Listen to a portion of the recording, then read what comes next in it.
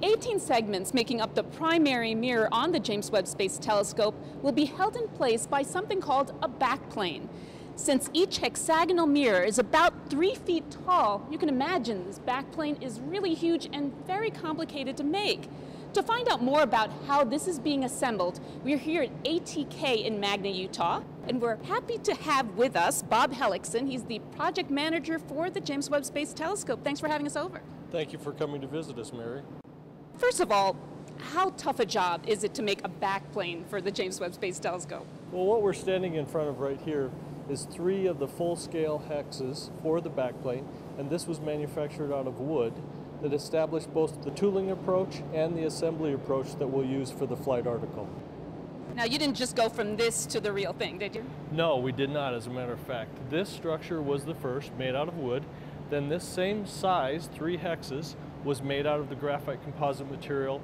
It was taken down to the 30 Kelvin level, or minus 405 degrees Fahrenheit, and it was measured for its performance on stability, meaning it had to stay very stable through that entire temperature regime. So, Bob, I understand the real backplane is here at ATK now. Oh, absolutely. We can show you that, and we'll have to go in the clean room next. I want to show you some electronic measuring equipment to make sure that everything meets its final dimensional performance before we deliver. So is it like a GPS where it detects where that ball is located at any given time? Yeah, that's exactly right. That ball coordinates back on its surface to where the model is for the corresponding feature. This is very interesting stuff, but the suspense is killing me. Can we go see the backplane now? Absolutely. Let's step around this side and we'll show you the rest of it. Great. This is the center section of the backplane, and it will house 12 of the primary mirror segments. You said center section. It's not the whole thing? Correct. The full-size mirror will have 18 segments, and what's missing here that'll come later are 2 wings, each holding 3 segments or 3 mirrors. And why break it out into a center and 2 wings? The launch vehicles don't have the dimensions to accept the entire width, so it has to fold up, and that's another unique feature here is we're deploying 3 of the hexes on each side or both wings. This is not exactly a flat structure. It looks like it's got a little bit of a curve.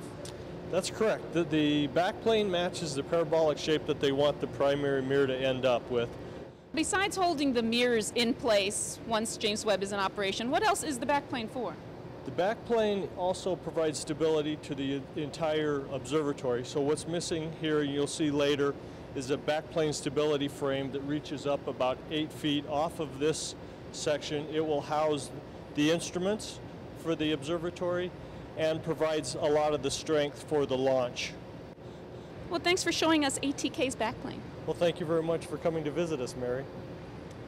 So as you can see, this backplane will be ultimately thermally and structurally stable, important for the 18-segment primary mirror to stay still so that the James Webb Space Telescope can take its wonderful images of the universe.